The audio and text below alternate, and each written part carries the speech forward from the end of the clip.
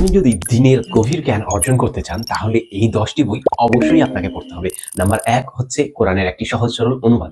আপনার কাছে যেকোনো একটি কোরআনের অনুবাদ থাকলে আপনি সেটা দিয়েই শুরু করুন, কিংবা যদি আপনি চান যে কোনটা সহজ সরল অনুবাদ, তার জন্য আমি বলব কাশফুল প্রকাশনীর কোরআনটি খুবই সুন্দর। তাছাড়াও আপনি মহিমান্বিত যে কোরআন আছে সেটাও নিতে পারেন। তাহলে যেকোনো একটি কোরআনের অনুবাদ যদি আপনার কাছে থাকে সেটা দিয়েই আপনি শুরু করতে পারেন।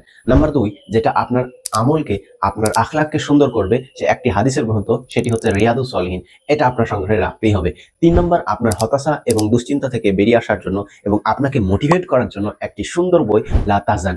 এই বইটি আপনাকে মোটিভেট করবে। 4 নম্বর হচ্ছে আপনার ঈমান, আকীদা এবং তাওহীদকে ঠিক করবে খুবই সুন্দর একটি বই, সেটি হচ্ছে ইসলামী আকীদা। খন্দকার আব্দুল্লাহ জাহাঙ্গীর রহমাহুল্লাহর লেখা ইসলামী আকীদা বইটি খুবই সহজ সরল ভাবে লেখা হয়েছে। তো আকীদা বিষয়ে এই বইটি আপনাকে বারবার পড়তে হবে। 5 নম্বর হচ্ছে সলাত নিয়ে, অর্থাৎ আপনার নামাজ নিয়ে একটি বই, যেটা বাংলা ভাষায় লেখা সব থেকে সহজ সরল আমার কাছে লাগে, সেটি হচ্ছে সলাতে মুবাশশির। এই সলাতে মুবাশশির আপনি সংগ্রহ করে অবশ্যই আপনি পড়বেন আপনার সলাতকে বিশুদ্ধ করার জন্য। 6 নম্বর হচ্ছে একটি দোয়ার বই, যে বইটি আমার খুবই প্রিয়, সেটি হচ্ছে হিসনুল মুসলিম। এটা বিভিন্ন প্রকাশনী থেকে বের হয়, তবে সব থেকে ভালো প্রকাশনী বলতে গেলে সবুজ পত্রেরটাই খুবই ভালো হবে। 7 নম্বর, যেটা আপনাকে অবশ্যই কিনতে হবে, সেটা হচ্ছে রাসূল সাল্লাল্লাহু আলাইহি ওয়াসাল্লামের একটি জীবনী। বিজ্ঞানীদের জন্য সব থেকে ভালো রাসূল সাল্লাল্লাহু আলাইহি ওয়াসাল্লামের জীবনী হচ্ছে রেইনড্রপস মিডিয়া সিরা, কিংবা আপনি যদি আরো একটি ভালো নিতে চান তাহলে আর হাইকুল মাকতুম হবে বেস্ট, কিংবা আপনি আসাদুল্লাহ আল গালিব স্যারের সিরাতুর রাসূল এটাও পড়তে পারেন। 8 নম্বর হচ্ছে রাসূল সাল্লাল্লাহু আলাইহি ওয়াসাল্লামের জীবনী পড়ার পর এবার তার সাহাবাদের জীবনী পড়তে হবে।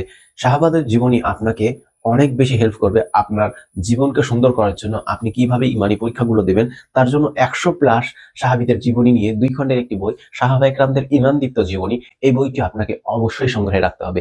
9 নম্বর হচ্ছে আপনার ফিকহ সম্পর্কে ধারণা থাকতে হবে, এবং ফিকহ সম্পর্কে গভীর জ্ঞান অর্জন করার জন্য ইসলামী ফিকহের উপরে বাংলা ভাষায় রচিত এর থেকে ভালো বই আছে বলে আমার জানা নেই, যেটা 2 খণ্ডের, খুবই মোটা এবং 3000 প্লাস প্রশ্নের উত্তর দেওয়া আছে। তো ইসলামী ফিকহ বইটি অবশ্যই আপনারা সংগ্রহ করবেন।